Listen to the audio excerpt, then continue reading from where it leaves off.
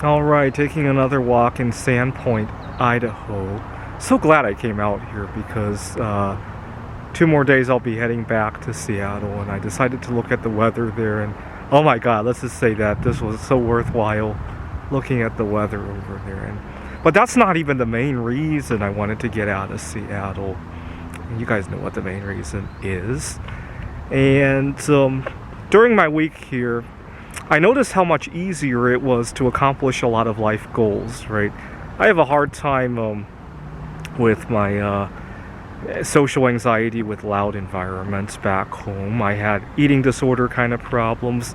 Lately, it seems like my eating disorder is like a pendulum.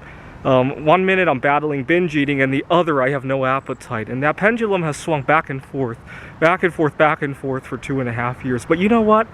I come out here to Idaho, and all of a sudden, I'm eating twice a day, and without having to binge each time. And I'm having a 16-hour fast every day without even thinking about it, right? And that's good, right? Unfortunately, that would never work back home in Seattle because of all this. You know, sometimes food becomes a little bit of an escape from all the prejudice. Unfortunately, I work with people who cannot relate to my sexuality. I'm a solo sexual. I really do enjoy romance toward myself, just like right now. So I was thinking about this, and I decided that, you know, what do you do in finances if there are two different investments that you could make? Well, you diversify, right? So it made me think about my own life. I love living out here in Wallace as a solo sexual. My colleagues think that the best thing is to hook up with somebody, right? Even if it's the same gender or opposite, either one, right? My colleagues back home in Seattle. So what do? I look at some careers here in Idaho and also in Phoenix, where I belong, and I'm gonna go home and network with people there. I think there's every Wednesday I go to a board game meetup. Lately there's a Ukrainian refugee there, and I sense she likes me. Now, one thing that I find really helpful, and this kind of ties into another life goal of mine, lately I've been trying to quit masturbating. So today it's my 9th day without masturbating, and I feel so good. And the reason I like it is last time I went 5 days, and I went to the board game meetup, and usually I have a lot of trepidation with talking to this Ukrainian refugee. And that day, without even thinking about it, I was holding a conversation with her because the not masturbating created a hole in my life that I needed to fill.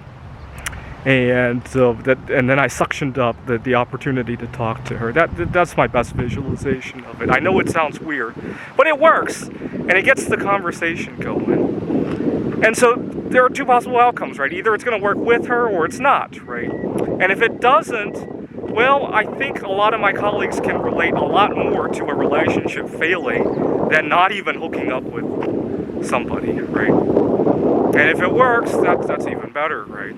And especially if I like it more than I like solo sexuality like I am right now, right? I probably won't, but there's always that chance, right?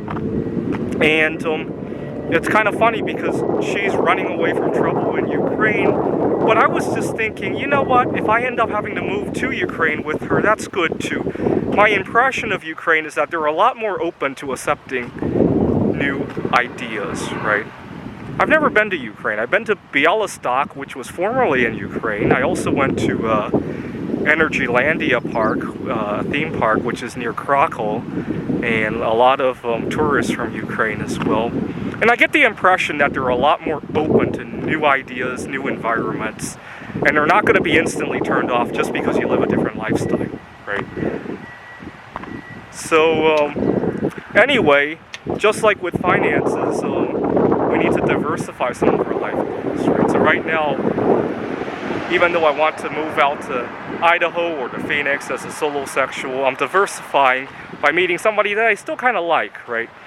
Although the last time I tried to date, I ran into problems with the girl wanting things to move way too fast, right? But then, if that happens, you know, it's not the end of the world. I'll gain some experience, and then I'll come back out here to Idaho, and that's fine as well, right? None of these dates that I've been on in the past have killed me, right? Not even close, right?